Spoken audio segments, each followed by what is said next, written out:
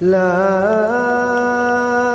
أقسم بيوم القيامة ولا أقسم بالنفس اللوامة أيحسب الإنسان أن لن نجمع عظامه بلى قادرين على أن نسوي بنانه. أعوذ بالله من الشيطان الرجيم. بسم الله الرحمن الرحيم.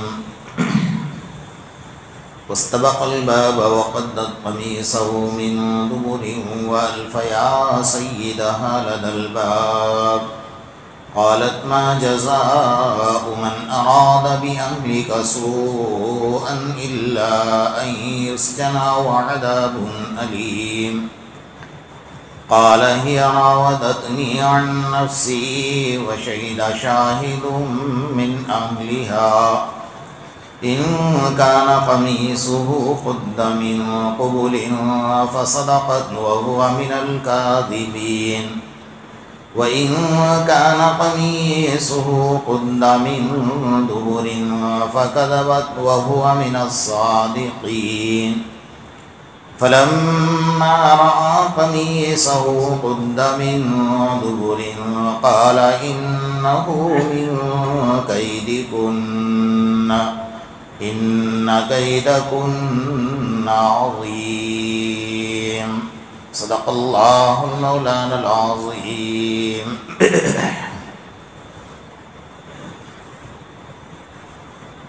گزشتہ کل آپ حضرات کے سامنے سورہ یوسف کی 28 نمبر کی آیت پر گفتگو چل رہی تھی. إِنَّ كَيْدَكُنَّ عَظِيمٌ.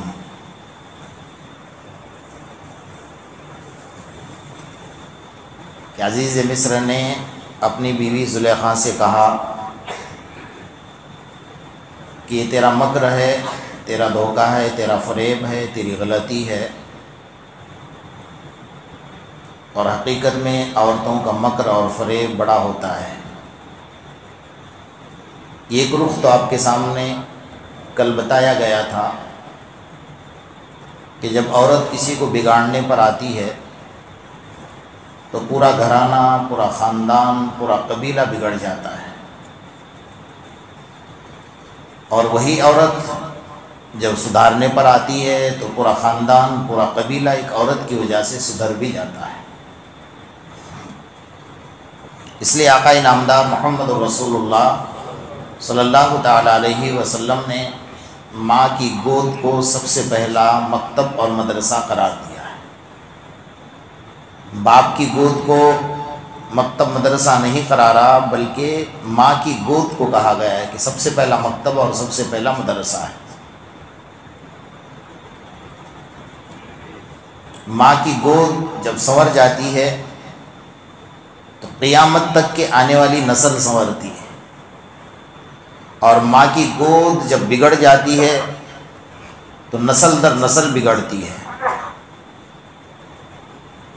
اور اس کی بنیادی وجہ میں آپ کو بتا دوں.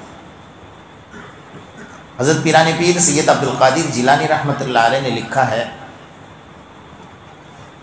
کہ کسی کا نکاح ہوا اور نکاح کے بعد ان میاں بیوی نے اپنا وظیفہ اس رات میں ادا کیا، اور وہ رات ذریعہ بن گئی اولاد کے آنے کا. یعنی موٹی زبان میں سمجھو کہ عورت کو حمل لے گا،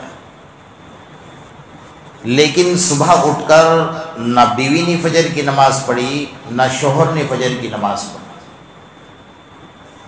حضرت پیران پیر سید عبدالقادر جیلانی رحمۃ اللہ علیہ فرماتے ہیں کہ میں اللہ کے عظمت کی قسم کھا کر کہتا ہوں، کوئی چھوٹے موٹے آدمی اور چھوٹی قسم نہیں کھا رہے ہیں، حضرت پیران پیر ہیں جن کا سلسلہ جا کر حضرت علی پر ختم ہوتا ہے. وہ فرماتے ہیں میں اللہ کے عظمت کی قسم کھا کر کہتا ہوں کہ آنے والی اولاد ماں باپ کی، اللہ اور اس کے رسول کی نافرمان بن کر پیدا ہوگی. اس لیے کہ جس دن تم نے بیج ڈالا ہے نا، وہی نافرمانی میں ڈالا.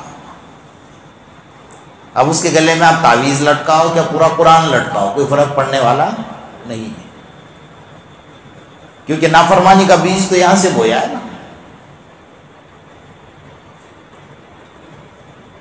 تو غلطی صرف عورت کی نہیں ہے، غلطی مرد کی بھی ہے اولاد کی تربیت میں۔ تو بہرحال میرا عنوان وہ نہیں کہ میں اس طرف جاؤں۔ ان کیدکن عظیم، عورت کو جو کہا بہت بڑا مکر اور فریب اور دھوکہ ہے، وہاں پر ایک عورت اگر مرد ولی بنتا ہے تو عورت بھی ولی کاملہ بن سکتی ہے۔ صرف اصول یہ ہے کہ عورت نبی نہیں بن سکتی، باقی سب کچھ بن سکتی ہے۔ اور اللہ تعالیٰ نے مرد سے زیادہ مرتبہ عورتوں کو دیا ہے۔ شاید آپ نے نہیں سنا ہوگا، کیونکہ ہم اپنی فضیلت ضرور بیان کرتے ہیں، عورتوں کے بارے میں نہیں بولتے۔ قرآن مجید میں ہمارے نام سے کوئی صورت نہیں ہے۔ سورہ رجال ہے کہ قرآن میں؟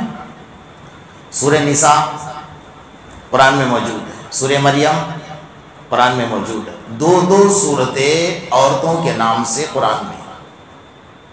اور اللہ نے عظمت کا تاج اس کو جنت سے پہنا کر بھیجا ہے۔ آپ نے سنا ہے نا ہر وقت کہ حضرت آدم علیہ السلام کا پتلا جنت میں رہا، کتنے سال رہا؟ 40 سال۔ کتنے سال؟ 40 سال تک یہ پتلا رہا اور بغیر لباس کے پڑا تھا، اس پر کوئی لباس نہیں تھا۔ یہ تو قرآن کی تفسیر میں لکھا ہوا ہے۔ 40 سال کے بعد جب اللہ نے روح ڈالی تب جا کر انہیں جنت کا لباس پہنایا گیا۔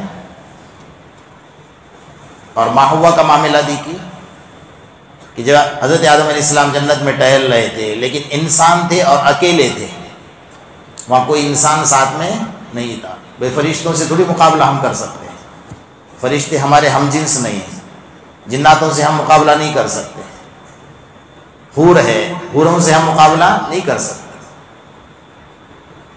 تو یہ انسانوں میں تو اکیلے تھے، جنت جیسی جنت میں مایوس گھوم رہے تھے۔ تو اللہ تعالیٰ نے نیند طاری فرمائی، جبکہ جنت میں نیند بولو نا نہیں ہے۔ جتنی نیند ختم کرنی ہے دنیا میں تھوڑی، اور باقی جتنی بچی ہے وہ قبر میں ہے۔ اگر اللہ سکون سے سلا دے تو بہت بڑی نعمت ہے۔ یہاں جاگو گے تو قبر میں سکون سے ایسا نہیں کہ پوری رات بازاروں میں جاگو گے، بلکہ عبادتوں میں جاگو گے تو اللہ قبر میں سکون سے سونے دے گا۔ تو جنت میں نیند نہیں ہے۔ کیوں نہیں ہے بھائی؟ اس لیے نہیں ہے کہ اللہ نہیں چاہتے کہ میرا بندہ جتنی دیر سوئے اتنی دیر جنت کے نعمتوں سے محروم رہے۔ اللہ کی یہ بھی کریمی ہے۔ اللہ نہیں چاہتے کہ بندہ سوئے گا خراٹے لے گا تو کہا کہ تو سوئے گا آرام سے، تو اتنی دیر تو جنت کی نعمتوں سے محروم رہے گا نا۔ جب کہ ہم دنیا میں سوتے ہیں تو ایسی سیر کرتے ہیں کہ ساری نعمتیں خواب میں مل جاتی ہیں ہم کو، باقی ملے نہ ملے پھر بات اور۔ تو حضرت آدم پر اللہ نیند طاری فرمائیں گے جبکہ جنت میں نیند نہیں ہے۔ کیوں نیند طاری فرمائیں گے؟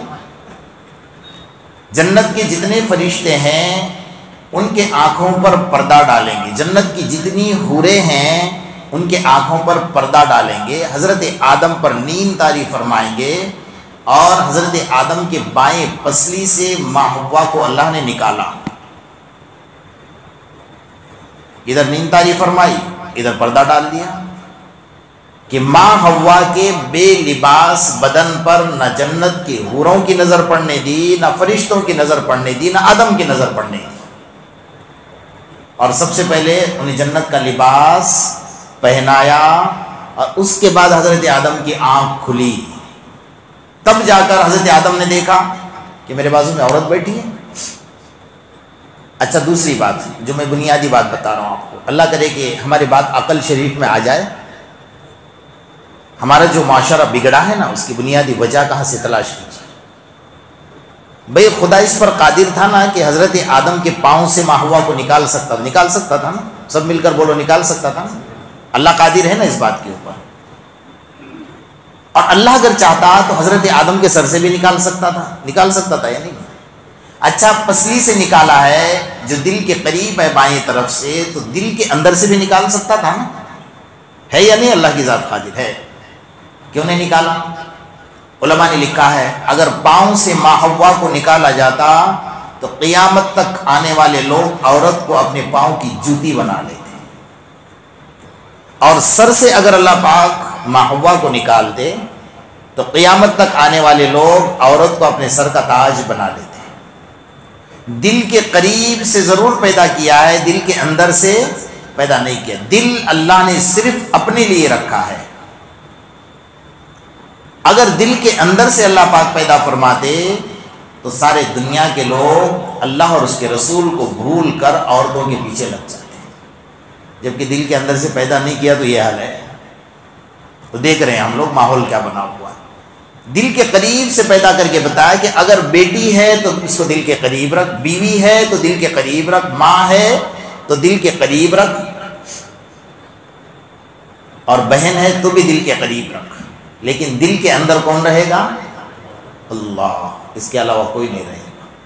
دل صرف اللہ نے اپنے لیے بنایا، اسے سارا جسم غلط کام کرے گا، تمہارے ہاتھ چوری کریں گے، پاؤں چلیں گے، آنکھیں دیکھے گی، کان سنیں گے، سب کچھ کریں گے، لیکن اندر سے دل ملامت کرے گا کہ تو غلط کر رہا ہے، اس لیے وہ چھپ کر کرتا ہے، کھلے عام نہیں کرتا ہے نا، چھپ کر کرتا ہے۔ دل اللہ نے اپنے لیے رکھا ہے۔ تو عورت کو اللہ نے وہیں سے ایک مرتبہ دے کر بھیجا ہوا ہے، اور ہم سب کے آقا محمد رسول اللہ صلی اللہ علیہ وسلم نے عورت کا درجہ بتایا۔ دنیا کا کوئی مذہب اتنی عزت عورت کو نہیں دے سکتا جتنی اسلام نے دی ہے۔ ہم نے اس کو بے عزت بنا کر رکھا ہو۔ ہم یہ سمجھتے ہیں کہ گھر میں ہماری بیوی آ گئی تو ایک نوکرانی بڑھ گئی، نوکرانی نہیں، وہ رانی بن کر آئی۔ اسلام نے اس کو مرتبہ دیا ہوا ہے، اور آقا نامدار محمد رسول اللہ صلی اللہ علیہ وسلم نے وہ عمل کر کے بتایا ہے، اخلاق دنیا کو بتا دیے کہ عورت کے ساتھ کیسے حسن سلوک سے زندگی گزارنی چاہیے۔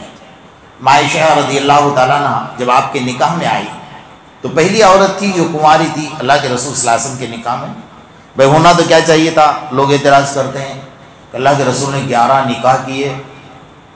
میں آپ کو بنیادی بات بتا دوں، حضرت امام غزالی رحمۃ اللہ علیہ فرماتے ہیں ہم سب کے آقا محمد الرسول اللہ صلی اللہ علیہ وسلم کو اللہ تبارک و تعالیٰ نے اس دور کے مرد، آج کے مرد نہیں، اس دور کے مردوں کی طاقت کے اعتبار سے 4000 مردوں کی طاقت دی تھی۔ کتنے؟ اگر اتنی طاقت نہ ہوتی تو قرآن کا بوجھ برداشت نہیں کر پاتے۔ تو بھئی جب 4000 مردوں کی طاقت ہے تو نکاح کتنے ہونے چاہیے؟ 4000 ہونے چاہیے نا۔ کتنے نکاح کیے اللہ کے رسول نے؟ عائشہ رضی اللہ تعالیٰ عنہ ایک کنواری تھی جو نکاح میں آئی۔ ایک دن ظہر کی نماز پڑھ کر آپ نکلے، حضرت ابوبکر صدیق رضی اللہ تعالیٰ عنہ آپ کے پیچھے پیچھے چل رہے تھے۔ یہ بات عمل کرنے جیسی ہے، اور اس کو اپنی زندگی میں اتاریں گے نا انشاءاللہ، آج ہی سے عمل شروع کر دینا، تو آپ کے گھر کا ماحول جو ہے نا وہ جنت کا ماحول بن جائے گا، نکاح کا مقصد آپ کا حاصل ہو جائے گا۔ تو اللہ کے رسول صلی اللہ علیہ وسلم آگے آگے چل رہے ہیں، حضرت ابوبکر پیچھے پیچھے چل رہے ہیں۔ تو اللہ کے رسول کا عمل دیکھا کہ آپ نے دروازہ کھولا دھیمے سے اور سیدھا قدم اندر رکھا اور فوراً باہر لے لیا، اور اپنی جوتیاں مبارک چھوڑی اور دھیمے دھیمے قدم سے چلنے لگے۔ تو حضرت ابوبکر نے آپ کے نقش قدم پر کہا کہ اللہ کے رسول کا عمل پہلی بار ہوا ہے، پوچھا نہیں کیسا کیوں، پہلے جیسے اللہ کے رسول نے کیا تو حضرت ابوبکر نے اپنی جوتیاں باہر چھوڑ دی، اور اللہ کے رسول صلی اللہ علیہ وسلم دھیمے دھیمے قدم سے اندر گئے تو دیکھا عائشہ رضی اللہ تعالیٰ عنہ آرام فرما رہی تھی۔ حضرت عائشہ نے آہٹ کو محسوس کیا کہ میرے آقا میرے سر کے تاج تشریف لائے، فوراً اٹھی، آنکھ کھلی اور دیکھا تو اللہ کے رسول کے قدم مبارک پر نظر پڑی، تو کہا یا رسول اللہ آپ کی جوتی مبارک کہاں ہے؟ اللہ کے رسول نے فرمایا عائشہ میں جوتی پہن کر آیا تھا، لیکن میں نے دیکھا کہ تو بڑی میٹھی نیند سوئی ہوئی ہے، تو میں نے سوچا کہ میرے جوتیوں کی آواز کی وجہ سے تیری نیند خراب نہ ہو جائے، اس لیے جوتیاں باہر چھوڑ کر آیا۔ اللہ اکبر، اللہ کے رسول نے عمل بتایا، اور ہم گھر پہ آتے ہیں تو ماشاءاللہ گھر تو کیا پورا محلہ جاگ جائے گا، ہمارا آنے کا انداز ہی ایسا ہے۔ ہمارا آنے کا طریقہ ہی ایسا ہے. یہ مرتبہ عورت کو صرف اور صرف اسلام نے دیا ہے. جو زندہ بیٹیوں کو درگور کرنے والے تھے، قبر میں دفن کرنے والے تھے، ان کو توبہ کے دہانے پر لا کر ایسا کھڑے کر دیا کہ وہ امیر المؤمنین بھی بن گئے اور وہ امام بھی بن گئے، اور اللہ نے ان کے سر پر اپنے رضامندی کا تاج بھی پہنا دیا. یہ اللہ کے رسول کی تربیت کا اثر تھا. اب آپ عورت کو جس انداز میں دیکھنا چاہو دیکھو. مرد کو آگے بڑھانے میں ہر جگہ پر عورت کا کردار آپ کو نظر آئے گا. بیٹی کی شکل میں، بہن کی شکل میں، بیوی کی شکل میں، ماں کی شکل میں. اللہ کے رسول صلی اللہ علیہ وسلم ہجرت کر کے نکلے اور غار ہرا میں چھپ گئے. صرف اور صرف ساتھ میں ابو بکر صدیق رضی اللہ تعالیٰ. کسی کو پتہ نہیں تھا. ابو جہل اور کفار اور مشرکین اور سارے منافقین دوڑ دوڑ کر آ رہے تھے. غار کے اطراف میں گھوڑے دوڑا رہے تھے، لیکن اللہ تبارک و تعالیٰ نے انتظام فرمایا تھا. مکڑی نے جالا تن دیا تھا. حضرت ابو بکر پریشان حال تھے. غار کو صاف کیا اور کپڑا پھاڑ پھاڑ کر سارے سوراخ بند کیے. ایک سوراخ بچا تھا. حضرت ابو بکر صدیق نے محسوس کیا کہ اللہ کے رسول کو آرام کی ضرورت ہے، تو اپنی پنڈلی کے اوپر اللہ کے رسول صلی اللہ علیہ وسلم کا سر مبارک رکھا اور پاؤں کا انگوٹا اس سوراخ میں ڈال دیا کہ کہیں سوراخ میں سے کوئی چیز آ کر نقصان نہ پہنچائے. اب اس سوراخ میں سے سانپ حضرت ابو بکر کو ڈس رہا ہے. حضرت ابو بکر کا پورا جسم زہر سے ملوث ہو گیا. زہر پھیل گیا پورے جسم میں اور آنکھوں سے ٹپ ٹپ ٹپ ٹپ آنسو ٹپک رہے تھے، لیکن ذرا بھی حرکت نہیں کی کہ اگر حرکت کروں گا تو میرے آقا کی نیند خراب ہو جائے. اللہ اکبر. یہ منظر کسی کو نصیب نہیں ہوا. حضرت ابوبکر کے آنسو نکلے اور میرے آقا کے چہرے پر ٹپکے. آقا کی آنکھ کھلی، دیکھا کہ ابوبکر پورا بدن متغیر ہو گیا ہے. کہا ابوبکر کیا ہوا؟ اللہ کے رسول کچھ نہیں، خاموش. اللہ کے رسول نے محسوس کیا میرے آقا کا احسان تو دیکھیے. فوراً اٹھے اور اپنا لعاب نکالا اور حضرت ابوبکر کا پاؤں اپنے ہاتھوں سے پکڑا. اللہ اکبر. اور لعاب مبارک نکال کر ابوبکر کے پاؤں پر جہاں سانپ نے ڈسا تھا وہ لگا دیا. حضرت ابوبکر فرماتے ہیں مجھے اتنا سکون نصیب ہوا کہ آج تک اتنا سکون کبھی نصیب نہیں ہوا. اللہ کے رسول نے بھی حق ادا کر. بہرحال میں عرض کر رہا تھا کہ چھوٹی سی بچی حضرت عائشہ کی بہن، ابو بکر کی بیٹی حضرت اسما گھر سے کھانا لے کر نکلی ہے اور سر پر لے کر جا رہی ہے. ابو جہل کی نظر پڑی. ابو جہل کو پتہ چل گیا. اس کو یقین تھا کہ یہ بچی ہے، اس کو پتا ہے کہ محمد اور ابو بکر کہاں چھپے ہیں. بچی کے سر کا کھانا لے کر پھینک دیا اور ایک زور کا تماچا مارا. بتا ابو بکر کہاں ہے، تیرا باپ کہاں ہے اور محمد کہاں ہے صلی اللہ علیہ وسلم. بیٹی نے نہیں بتایا.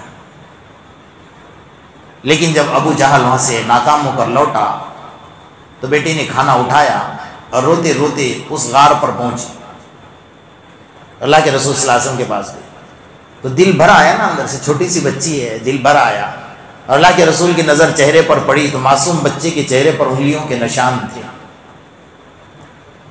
اللہ کے رسول نے سر پر ہاتھ رکھا، دعائیں دی. کہا ابو بکر سب کا حق ادا کیا ہے، تیرے گھرانے کا حق ادا نہ کر سکا. کل قیامت میں تیرے گھرانے کا حق ادا کروں گا. اللہ اکبر. تیرے گھرانے کے چھوٹے چھوٹے بچوں کا احسان میرے اوپر ہے. بچی نے مار کھائی لیکن نہ بتایا کہ میرا باپ کہاں ہے اور حضرت ابو بکر کہاں ہے اور محمد الرسول اللہ صلی اللہ علیہ وسلم. یہ بیٹی کا کردار ہے مرد کو آگے بڑھانے میں، بیٹی کی شکل میں. سمجھ رہے نا؟ آقا نامدار محمد الرسول اللہ صلی اللہ علیہ وسلم پہلی مرتبہ جب آپ پر وحی نازل ہوئی اور جبرائیل اپنے اصلی شکل میں آئے اور آپ کے سینے کو دبایا اور کہا کہ اقرا، پڑھیے. آپ نے کہا ما انا بقاری، میں پڑھنا نہیں جانتا ہوں. پھر دبایا تھا، پڑھیے اقرا، نہیں ما انا بقاری، میں پڑھنا. پھر تیسری بار کہا اقرا بسم ربک الذی خلق، پڑھیے اس رب کے نام سے جس خدا نے آپ کو پیدا کیا۔ جب اللہ کا نام آیا تو اللہ کے رسول کی زبان سے کلمہ جاری ہو گیا، قرآن کا کلمہ اقرا بسم ربک الذی خلق۔ اللہ کے رسول اتنے گھبرائے ہوئے تھے کہ پہلی بار جبرائیل کو اپنے اصلی شکل میں دیکھا تھا، اور اس کا وزن، اس کا دباؤ، اور اس سے بڑھ کر اللہ کے قرآن کی طاقت کا دباؤ تھا، بدن کانپ رہا تھا، پسینے سے شرابور تھے۔ ایسے حالت میں گھبرائے گھبرائے گھر گئے اور کہا زملونی یا خدیجہ، زملونی یا خدیجہ، زملونی یا خدیجہ، اے خدیجہ مجھے چادر اڑا دے، خشیت علی نفسی، مجھے ایسا لگ رہا ہے کہ میری جان نکل جائے گی۔ حضرت خدیجہ فرماتے ہیں اللہ کے رسول صلی اللہ علیہ وسلم اللہ آپ کو ضائع نہیں فرمائے گا، انک لتصل الرحیم، آپ رحم کرنے والے ہو، تقری الضیف، آپ مہمان نوازی کرنے والے، اور آپ غریبوں کی مدد کرنے والے ہیں۔ فرمایا جن کے اندر یہ صفات ہوں گے نا اللہ اس کو کبھی ضائع نہیں کرے گا۔ یہاں پر مرد کو آگے بڑھانے میں عورت کا کردار ہے، بیوی کی شکل میں۔ اللہ کے رسول کو تسلی دے دی، اللہ کے رسول کو آگے بڑھا رہی، یہ فکر کرنے کی ضرورت نہیں ہے۔ حضرت عمر کی بات تو پتہ ہے، نکلے تھے ننگی تلوار لے کر، ادھر مکہ کے پاس 100 اونٹ انعام کے لیے کھڑے ہیں، اور انہیں پکا یقین تھا کہ یہ کام اگر عرب میں کوئی کر سکتا ہے وہ عمر ہی ہے جو اسلام کا خاتمہ کر سکتا ہے، اور نعوذ باللہ من ذالک محمد الرسول اللہ کی گردن لا سکتا ہے۔ 100 اونٹ لے کر کھڑے ہیں، حضرت عمر ننگی تلوار لے کر نکل گئے، اور میرے آقا محمد الرسول اللہ صلی اللہ علیہ وسلم کو یقین تھا کہ رات میں آپ نے تہجد میں دعائیں کی تھی، اللہم اید الاسلام بعمر ابن الخطاب اور عمر ابن ہشام، یا اللہ اسلام کو طاقت دے، یا تو عمر بن خطاب کو مجھے دے دے، یا عمر بن ہشام یعنی ابو جہل کو مجھے دے دے، دونوں میں سے کسی کو دے دے، مجھے اسلام کی طاقت مل جائے گی۔ وہ رات کی تہجد کی دعائیں تھی، وہ پہنچ چکی تھی، اور عمر ادھر تلوار لے کر نکلا۔ راستے میں پتہ چلا بہن مسلمان ہو گئی ہے، محمد کی غلام بن چکی ہے۔ راستے کا رخ موڑا، گھر پہنچے، قرآن کی آواز سنی، بہنوی چھپ گئے، قرآن کے اوراق چھپا دیے، بہن کو پکڑ کر مارا مارا مارا، اور بہن مار کھاتی رہی اور کھاتی رہی، لیکن جب بہن سے برداشت نہ ہوا نا، عشق اور مشق دو چیزیں ہیں، اس کو چھپانے سے چھپتا نہیں ہے۔ اللہ کا عشق اگر دل میں ہوگا نا، آپ کتنا بھی چھپاؤ چھپتا نہیں ہے۔ مشق آپ بدن پر لگاؤ، کتنا بھی چھپاؤ چھپتا نہیں ہے۔ فاطمہ جو حضرت عمر کی بہن تھی نا، اس کے دل میں اللہ کا عشق بھر چکا تھا۔ جب جذبات میں آ گئی نا مار کھانے کے بعد، کہا عمر کان کھول کر سن لے، جس چھاتی کا دودھ تو نہیں پی رکھا، اس چھاتی کا دودھ میں نے بھی پی رکھا ہے۔ تو کفر کی حالت میں مار رہا ہے اور میں ایمان کی حالت میں مار کھا رہی ہوں، تو مار مار کر تھک جائے گا، لیکن تیری بہن مار کھا کر نہیں تھکے گی، اس لیے کہ میں محمد کی غلام بن چکی ہوں۔ عمر کانپنے لگا کہ میری بہن اور اتنی ہمت سے میرے سامنے آنکھ سے آگ لڑا کر بات کر رہی، کہ اس کے پیچھے کوئی اور طاقت کام کر رہی ہے۔ لیکن دعا تو پہنچ چکی تھی نا، تو سارا غصہ تو یہیں ختم ہو گیا۔ کہا وہ جو قرآن پڑھ رہی تھی، کہا نہیں، تو مشرک ہے، تو کافر ہے، تو گندا ہے، ناپاک ہے، قرآن کو ہاتھ نہیں لگا سکتا، تو کیا کرنا پڑے گا؟ کہا بیٹھ غسل کر۔ غسل کرنے بٹھایا، بہن پانی ڈال رہی ہے اور دعائیں کر رہی ہے، بدن سے خون نکل رہا ہے، مار پڑی ہے، اور عمر کی مار، طاقتور مرد کی مار، اور کمزور بہن نے مار کھا کر کہا اللہ پانی ڈالنا میرا کام ہے، عمر کے دل سے کفر کی گندگی نکالنا تیرا کام ہے۔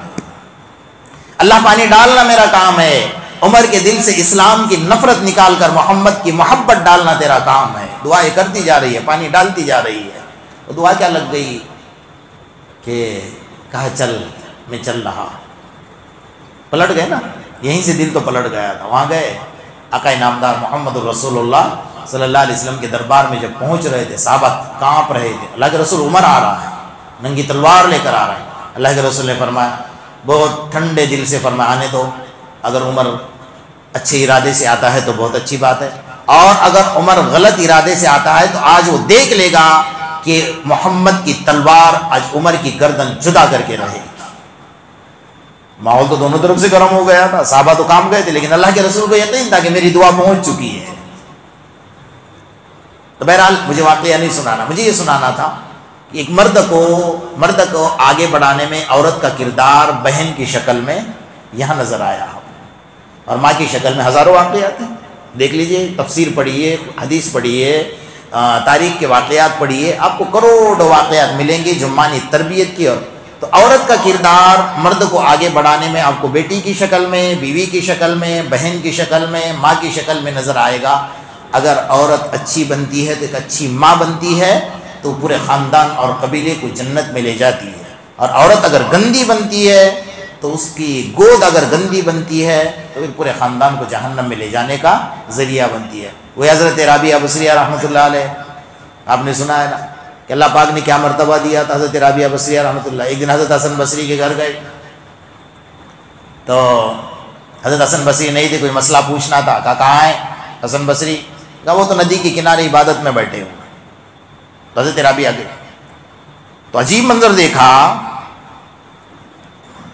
کہ ندی کے اوپر، پانی کے اوپر مصلی بچھا کر نماز پڑھ رہے تھے۔ ہم دیکھتے تھے بہت بڑا بھاوا ہے بھائی، یہی سمجھتے ہیں نا۔ حضرت حسن بصری پانی پر مصلی بچھا کر نماز پڑھ رہے تھے تو رابعہ بصریہ پیچھے کھڑے رہ کر ہنس رہی تھی۔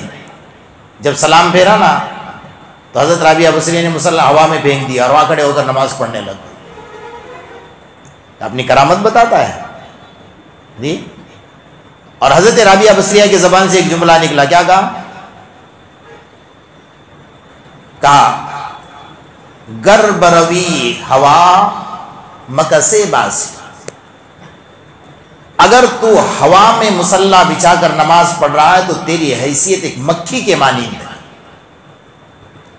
وگر بروی، گر آب روی خسے باشی، اگر تو پانی پر مصلی بچھا کر نماز پڑھ رہا ہے تو تیری حیثیت ایک تنکے کے مانند ہے جو پانی پر تیرتا ہے۔ اور رابعہ بصری حضرت حسن بصری کی تربیت کر رہی ہے۔ جب عورت آگے بڑھتی ہے نا تو اللہ پاک یہ درجہ بھی دیتا ہے۔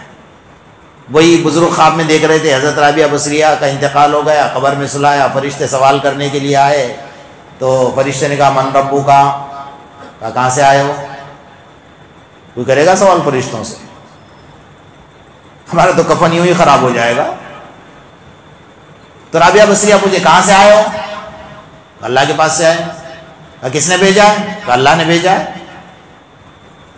اچھا جہاں سے آئے ہو وہاں سے لے کر یہ زمین تک کتنی مسافت ہے؟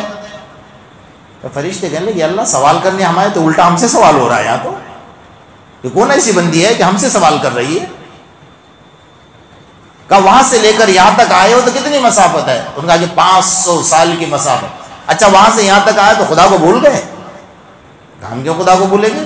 تو کہا رابعہ ساری زندگی خدا کی محبت میں دیوانی اور پاگل رہی، 2 گز زمین کے نیچے آ گئی تو اللہ کو بھول گئی، مجھ سے سوال کر رہے ہو، چلو بھاگو۔ فرشتے اللہ کے دربار میں گئے، اللہ تیری کیسی بندی ہے؟ کہا میری ایسی بندی ہے۔ اللہ اکبر۔ جب عورت آگے بڑھتی ہے نا تو پھر اس درجے پر پہنچتی ہے۔ اس لیے بچیوں کی تربیت سب سے اہم ترین مسئلہ ہے۔ اگر بچپن سے اس کی تربیت کرو نا تو وہ بچی آگے چل کر آپ کی بیٹی ہے، کسی کی بیوی بنے گی، پھر ماں بنے گی، اور اس کے قدموں کے نیچے جنت ایسے نہیں آئے گی، بلکہ جب وہ اپنے بیٹوں کو جنتی بنائے گی تب جا کر اس کے قدموں کے نیچے جنت آئے گی۔ وہ اپنے بیٹے کو ابو جہل بنائے گی تو تھوڑی جنت آنے والی ہے قدموں کے نیچے۔ تو بہرحال عورت کا ایک رخ یہ بھی ہے، ایک رخ یہ بھی ہے، تو ہم دونوں رخ سے دیکھیں۔ اگر عورت سنورتی ہے، سنبھلتی ہے اور آگے بڑھتی ہے تو وہ مرد کو بھی عبادت میں پیچھے چھوڑ کر آگے نکل جاتی ہے۔ اللہ پاک ہم سب کو عمل کی توفیق نصیب۔ بسم اللہ الرحمن الرحیم وَإِلَٰهُكُمْ إِلَٰهٌ وَاحِدٌ لَا إِلَٰهَ إِلَّا هُوَ الرَّحْمَٰنُ الرَّحِيمُ اللهم صل على محمد وعلى آل محمد كما صليت على إبراهيم وعلى آل إبراهيم إنك حميد مجيد اللهم ربنا آتنا في الدنيا حسنة وفي الآخرة حسنة وقنا عذاب النار وقنا عذاب القبر وقنا عذاب الحشر وقنا عذاب من فتنة المسيح الدجال۔ اے الہ العالمین ہم تمام کے صغیرہ اور کبیرہ گناہوں کو معاف فرما۔ اے اللہ جو گناہ جان بوجھ کر نہ جانے کیے اسے بھی معاف فرما۔ اے اللہ جو گناہ رات کے اندھیرے یا دن کے اجالے میں کیے اسے بھی معاف فرما۔ اللہ ہم بڑے گناہ گار، بڑے سیاہ کار، بڑے خطا کار، بڑے قصوروار۔ اللہ تیرے دربار کے اقراری مجرم ہیں، اللہ ہمارے جرم عظیم کو معاف فرما، ہر آنے والی مصیبتوں سے ہماری حفاظت فرما، ہر آنے والے برے حالات سے ہماری حفاظت فرما۔ یا اللہ جہاں جہاں حالات بگڑ گئے، فسادات کا شکار ہو چکے، مولا مسلمانوں کی مدد فرما۔ یا اللہ رمضان جیسے رمضان میں گھر سے بے گھر ہو رہے ہیں، مولا ان کے روزے جا رہے ہیں، نمازی جا رہے ہیں، تراویح جا رہی ہے، اے مولا کریم مسلمانوں کی مدد فرما۔ جو گھر سے بے گھر ہو چکے ہیں ان کے گھروں کا انتظام فرما۔ یا اللہ جو ظالم ظلم کر رہے ہیں ان ظالموں کے مقدر میں اگر ہدایت ہے تو انہیں ہدایت نصیب فرما، اگر ان کے مقدر میں ہدایت نہیں ہے تو ایسے ظالموں کو صفی ہستی سے نیستہ اور نابود فرما۔ یا اللہ ان کے نسلوں کو اپنے عذاب میں مبتلا فرما۔ اے مولا کریم بات ہمارے گھر تک نہیں اب تیرے گھر تک پہنچ چکی ہے، یا اللہ تیرے گھر میں آ کر چیلنج کیا جا رہا ہے۔ اے مولا کریم تجھے آواز لگائی جا رہی، مولا تیرے گھروں کی بے حرمتیاں کی جا رہی۔ اے مولا کریم ان ظالموں کو تو دیکھ رہا ہے، یا اللہ تو ہی نمٹنا جانتا ہے۔ اے مولا کریم ان ظالموں سے ہماری حفاظت فرما لے۔